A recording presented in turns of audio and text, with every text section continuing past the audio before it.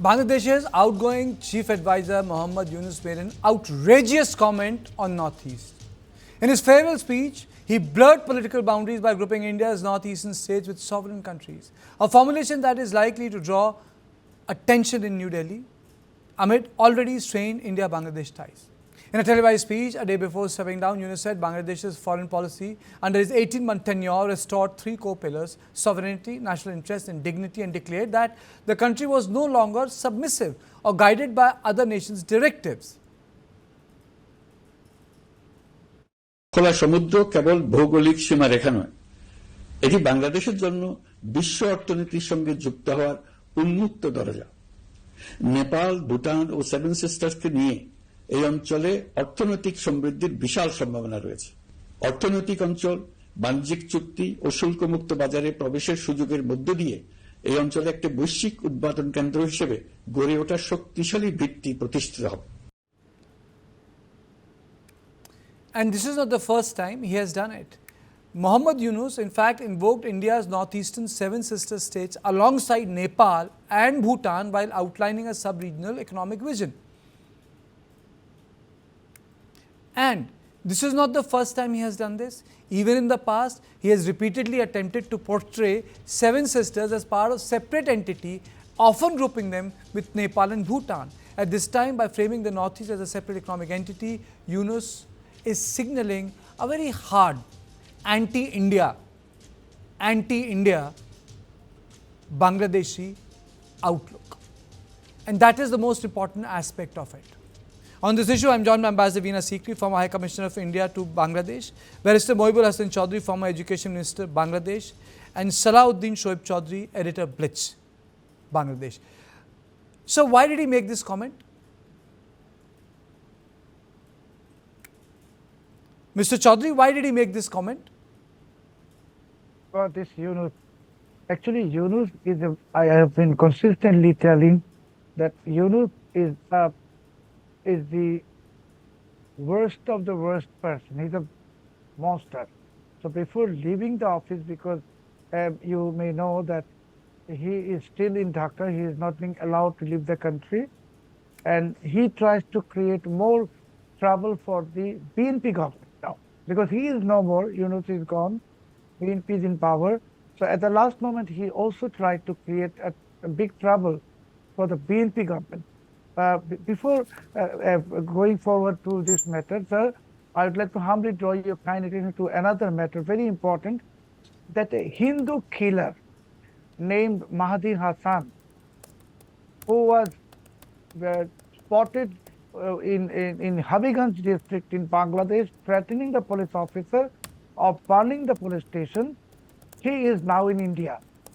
He is now in Delhi, India, waiting for Portuguese visa.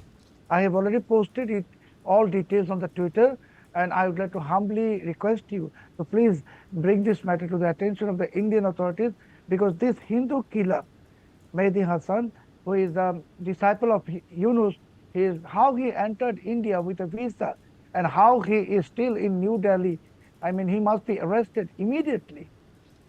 And now going back to your question about Yunus, this Yunus, he made so many efforts of staying in power. Even this morning, Her Excellency is also aware that he wanted BNP to sign the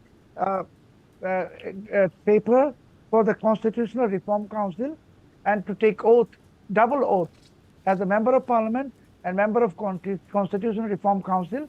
BNP outrightly rejected that, saying that this is taking oath for the Constitutional Reform Council is illegal, unconstitutional. And BNP has not taken any oath for that Constitutional Reform Council. And for your kind information, this morning, there is a writ petition with the Bangladesh Supreme Court challenging the referendum, and there is a big possibility that within 2 or 3 days, this referendum, which was also held on the 12th of February, will be declared null and void or illegal.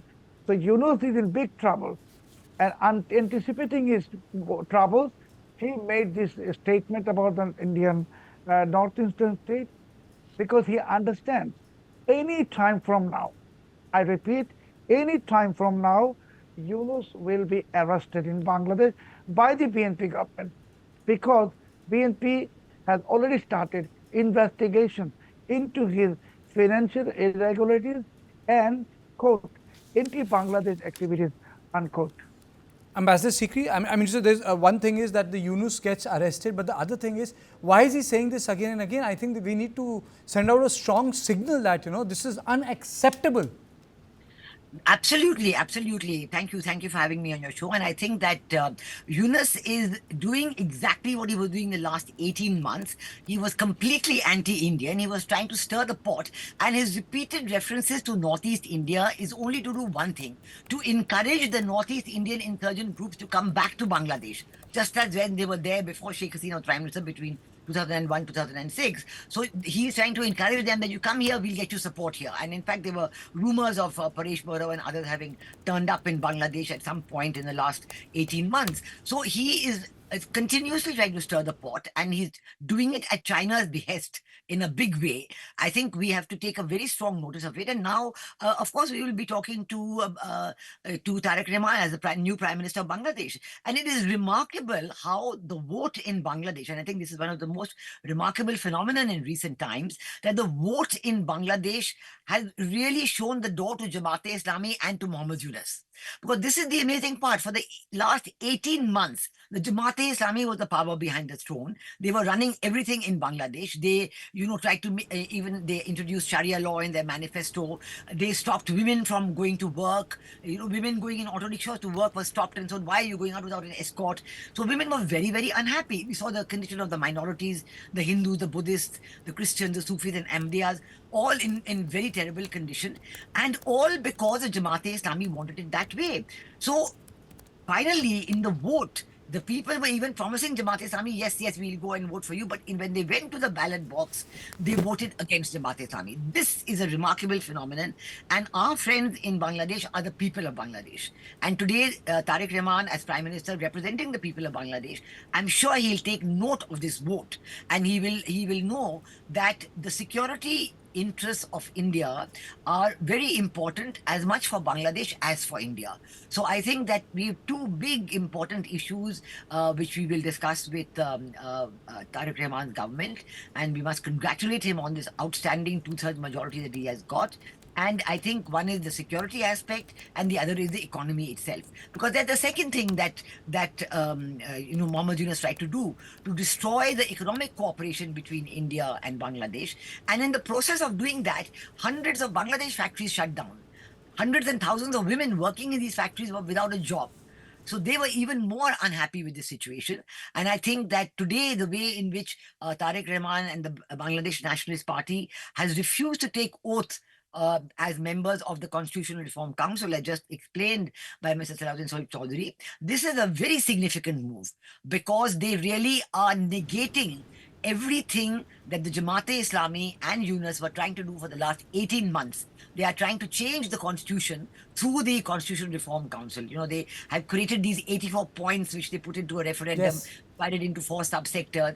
And they've got maybe a yes vote of 60%, but 40% have said no. And basically nobody in Bangladesh wants the constitution to be changed. So even today, Prime Minister Tariq Rahman has been sworn in on the constitution of Bangladesh. He's been sworn in as Prime Minister on the Constitution of Bangladesh. So his first allegiance is to the Constitution of Bangladesh. And according to that, he is absolutely correct in saying that there is no provision for Constitutional Reform Council. There's no provision for changing the Constitution through a referendum. Okay. All that will be done is in Parliament, these issues will be discussed, and we'll see what happens. Okay, so are we saying, Shoaib, are we saying that the sort of referendum that has been done goes to the dustbin? There? The referendum was introduced by Yunus to destroy the secular fabric of Bangladesh and to ultimately turn Bangladesh into a caliphate. One more important thing, Yunus has done another mischief before leaving the office. Yunus has allowed 11 members of Lashkar-e-Taiba, I'm saying it on record, and I have all the evidences in my hand. Yunus has let 11 members of Lashkar-e-Taiba enter Bangladesh 2 days ago. They are still in Dhaka city. Yunus wants those Lashkar-e-Taiba people to be arrested when he left the office so that the allegation is put on BNP government. And even you were mentioning about Paresh Barua. Paresh Barua is also in Chittagong. I repeat, Paresh Barua is also in Chittagong. So Yunus has made so many traps for BNP, starting from the Constitutional Reform Council to Lashkar-e-Taiba to Paresh Barua and many other terrorist training camps inside Bangladesh operated by the Pakistani ISI, because Yunus wants BNP to earn an instant bad name from India at the very first hour, so that India and there is a distrust between India and Tariq Rahman. And as Her Excellency said, Tariq Rahman is an elected prime minister. We have elected BNP, voted BNP to power, and that exactly Yunus does not want. Yunus wants to immediately malign the BNP government so that he can make another meticulous plot against BNP government. In the similar way, he has done with the against the Sheikh Hasina government. Okay. So the massive conspiracy. Okay. We are also being joined by Professor Swaran Singh. Let me tell you that there's a tweet. Tariq Rahman has tweeted, just concluded a constructive meeting with Prime Minister of Bangladesh. I have handed over a personal letter from Prime Minister Narendra Modi conveying, this has been tweeted by Om Birla. So Om Birla has tweeted, he has tagged Tariq Rahman, and I had handed over a personal letter from Prime Minister Narendra Modi conveying his wishes to Mr. Rahman and inviting him to visit India at the earliest convenience. Ambassador This will be a Sikri. very good thing. This will be an excellent move. If Prime Minister Tariq Rahman comes to India, it will be an excellent move, because Mohammed Yunus made no interest and no effort to visit India. He refused every overture and he was anti-Indian to the core. I'm so glad that a formal invitation has been given to Prime Minister Tariq Rahman and he will soon be in India. That will be very, very good news indeed. Okay, Professor Swaran Singh, lot of things are happening in Bangladesh. I mean, it's just like a pot boiler, but the good thing is that at least there is one party in power. Jamaat has not come to power. That the worst case scenario has not happened. But there is one thing. Yunus continues to make a lot of anti-India statements, and I don't want to sound extremely hawkish, but they are in very, very poor taste. He holds a constitutional position. I think clearly he could have decided to, go keeping a certain amount of grace about his office, which apparently he did not use that opportunity, and not to refer to India as a largest important neighbor, but talk about seven sisters, talking about having access to China, Europe, and so on, was in perhaps not in good taste, particularly after BNP now has an absolute majority in Parliament. Hopefully, they will have a very stable government for next 5 years. And in case he wanted any favors from BNP, that was perhaps not the way. Pandering to radical nationalist sentiment and indicating indirectly his India problem in that sense, or anti-India slant, was perhaps not in very good taste, definitely. But he's a past now. I think he is not someone who's very relevant. I understand that India has already extended formal invitation to Prime Minister Tariq Rahman. Though he may not be in a hurry, I think he's playing his cards very cautiously. If you follow his language so far, he's talking about ensuring balance in foreign relations. Yes. Bangladesh first. So his first focus will be anxieties at home, inflation, price rise, whole lot of problems. And of course, Jamaat is already pushing, asking for recounting in certain constituencies and so on. I think domestic agenda will be writ large on his psyche right now. But I assume that, if he's talking about keeping a great balanced foreign policy, he could understand the reality and hopefully will have his first visit to India, as most elected leaders of Bangladesh have showcased. And in that sense, I think it's a good gesture that India not only congratulated him very quickly and now has sent a formal invitation. India has made all the right gestures, and so far his response has been cautious but positive. So but I am positive. assuming that reset is going to happen in the relationships compared to what we saw in last 18 months. Okay, Ambassador Sikri, you wanted to come in? Yeah, I wanted to say yes. Prime Minister Tariq Rahman does have a Bangladesh first foreign policy, but actually this goes very well. It synergizes with India's neighborhood first foreign policy, because I think the combination of Bangladesh first foreign policy and India's neighborhood first foreign policy has great potential to work out a good relationship between Bangladesh and India. And I can give an example of the economy that everybody is talking about, because everybody knows the economy has gone into a real tailspin, and even the World Bank is talking about 3 million more people falling into poverty this year, and many more millions have fallen into poverty in 2025 as well.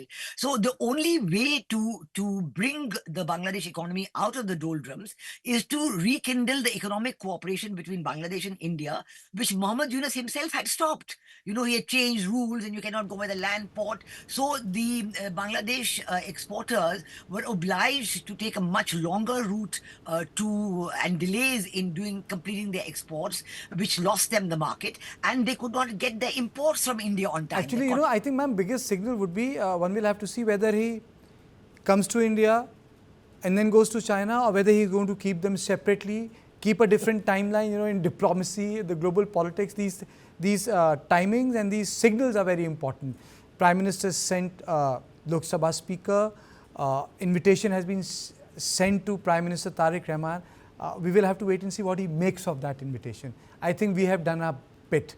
Thank you all of you for joining me on this show.